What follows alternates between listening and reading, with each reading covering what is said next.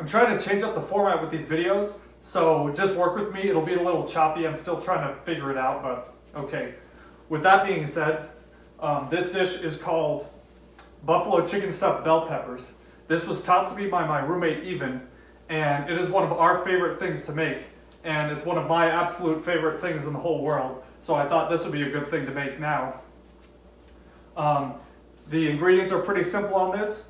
This time, this does not use the crock pot to cook, but it's still pretty straightforward, so it'll take a little more preparation than normal, but it's fairly easy. You can see there's not much stuff here. We've got, let's go ahead and move this over. So you can see here we have our chicken. We've got our buffalo sauce for coating the chicken and cooking. We've got some olive oil for cooking the onions and the chicken together. We have the blue cheese dressing, which is the topping for the very end. We've got several colors of bell pepper, the onion, and then the most important part, the Gouda cheese. So the recipe originally calls for rotisserie chicken, and they do that because it's a little more juicy. It has better flavor in it compared to regular chicken that I'm going to be using.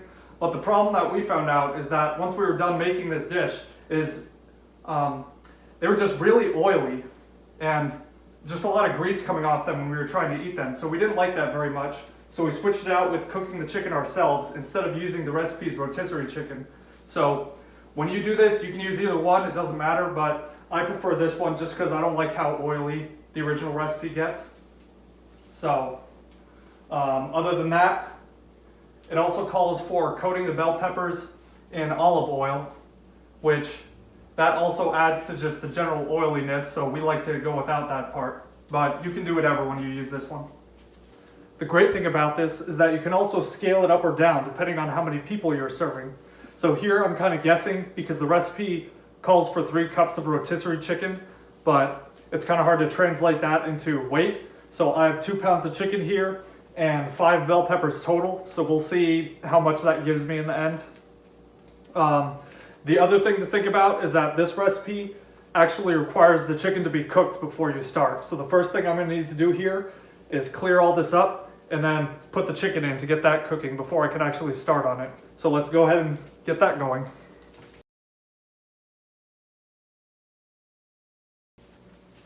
Surprise! I'm using the slow cooker to cook the chicken. So when we made this recipe originally, we just boiled the chicken in a pot, which that's the lazy way to do it. You just get your cooked chicken. There's no, it's kind of dry. There's not really much flavor just based from the chicken. So I found a recipe for the slow cooker. That way the chicken gets a tiny bit of seasonings before we actually put it in the main dish. So feel free to cook it in the pot if you don't want to go through all this extra work to get it done. But you can just do whatever you like. The seasonings here I have pre-measured. That way I don't go through the disaster of measuring them last time. The only thing to remember here is you need an equal amount of garlic powder, onion powder, salt, and pepper. It depends on how much chicken you have. You don't need too much. The other thing you put in here is just basically a cup of chicken broth, and then you cook it for a few hours. That way the chicken can absorb the bit of flavors you put in the seasonings and be really easy to shred, because the chicken that you cook in a pot, it kind of makes a mess because it boils and froths, and then you have to clean up all of that. So this is just a little bit easier. So let's go ahead and get this put in, and then we'll come back later for the actual dish.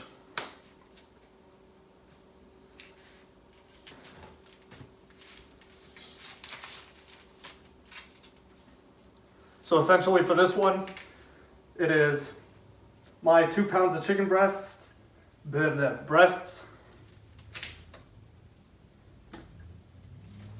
and then we have 1 cup of chicken broth, and then 1 teaspoon each of these seasonings. So I have them all together here. I can just throw that in directly. Another reason I wanted to do it this way is because I had some chicken broth left over from the last dish, so I might as well use that up. So go ahead and get this out once I find where it is.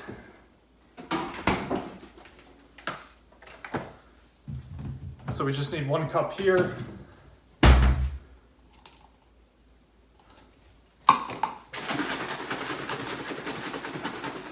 Actually shake it before pouring this time.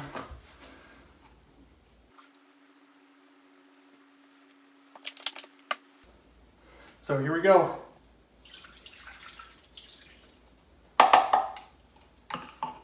One cup of that. Kind of sprinkle our seasonings over them.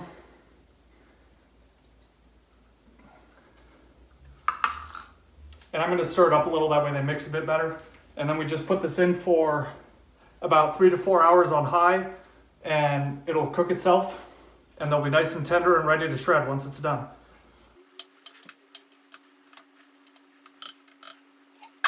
That's it. We'll be back in a few hours.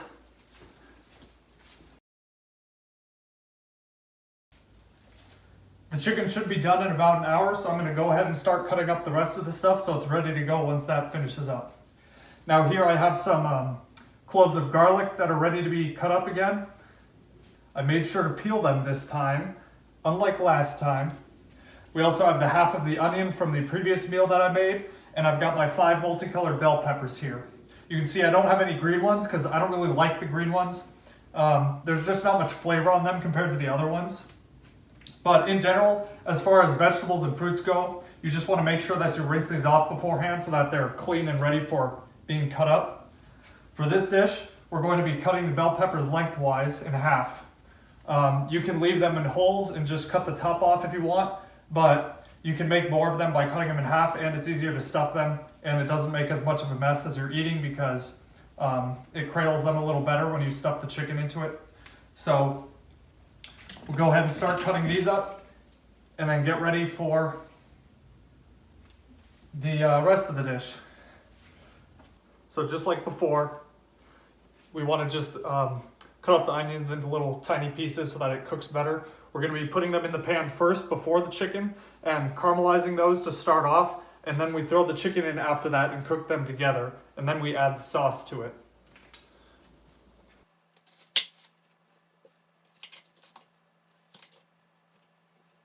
So for our bell peppers here, we're going to go ahead and just cut them lengthwise.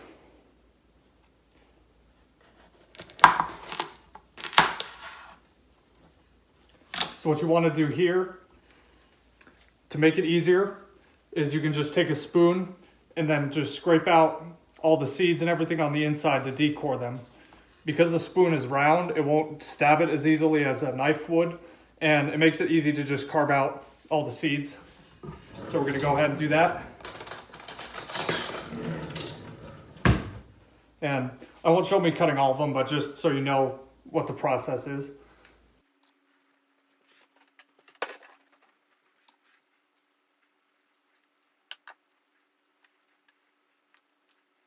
Most importantly, you want to make sure all the seeds are gone because those will just get stuck in your teeth. And then also you pull out the stem too, whatever's left of that. And then you're left with just your shell. And that's where we're going to be putting our chicken and onion mix into.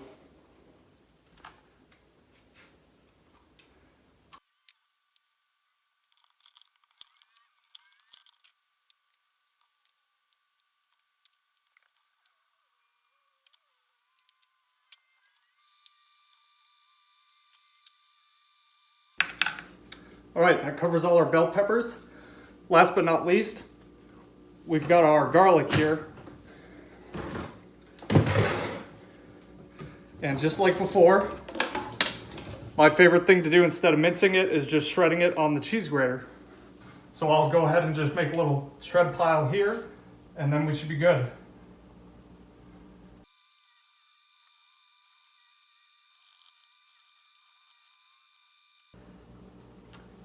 All right, that covers all of our vegetables and everything. So we are now ready for the chicken and to do the final cooking. So I'll see you then.